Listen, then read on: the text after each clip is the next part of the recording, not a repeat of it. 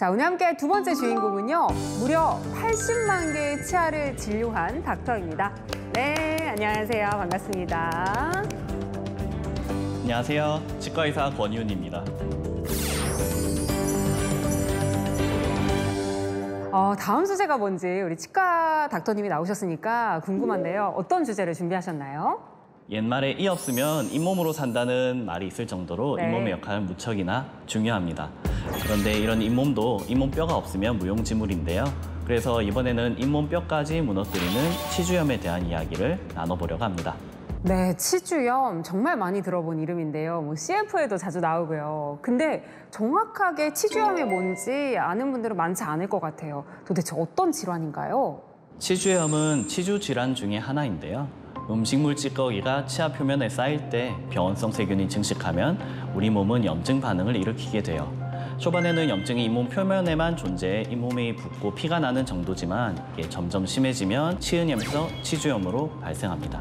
그리고 치주염은 염증이 심해지면서 흔히 잇몸뼈라 부르는 치조골을 포함해 치아를 둘러싸고 있는 치주 조직이 파괴되는 형태를 말합니다.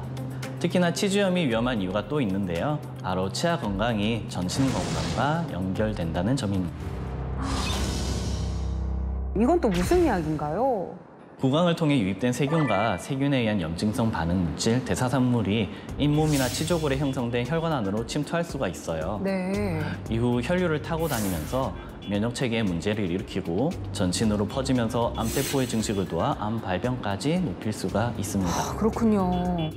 실제 연구 결과를 보면 치주염과 같은 치주 질환을 앓은 사람이 그렇지 않은 사람보다 위암 발병률이 52%, 인후암 발병률이 43%나 높았고요. 또한 치아가 2개 이상 빠진 사람은 그렇지 않은 사람보다 위암 발병률이 33%, 인후암 발병률이 42%까지 증가했습니다. 그러면 이 치주염을 제때 치료하는 게 중요할 것 같은데요. 치료 방법은 어떻게 될까요?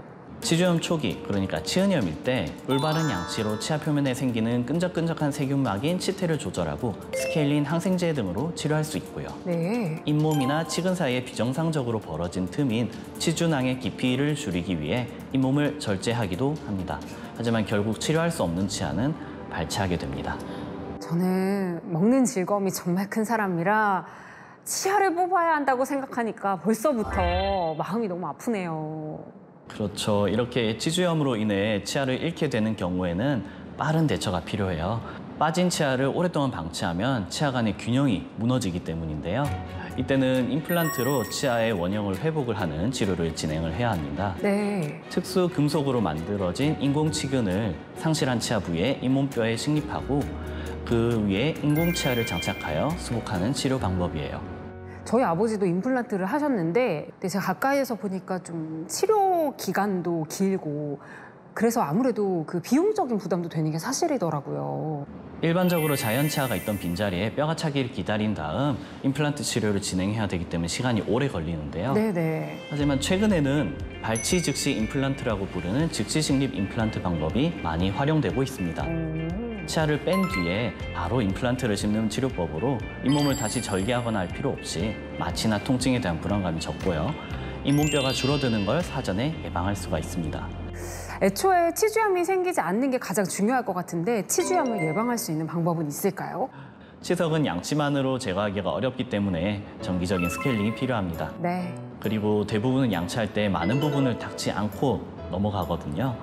그렇기 때문에 왼쪽에서 오른쪽이라든가 오른쪽에서 왼쪽 등 양치 순서를 정해놓으면 놓치고 가는 부위가 줄어들 수가 있어요. 네.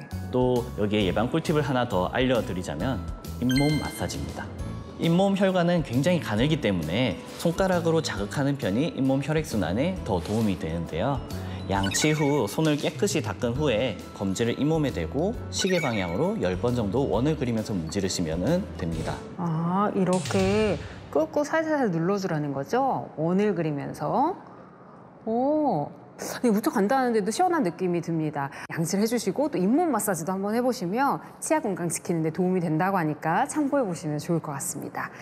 네, 마지막으로 닥터하우스 공식 질문 드리겠습니다. 권희훈 닥터님이 꿈꾸는 목표는 무엇인가요?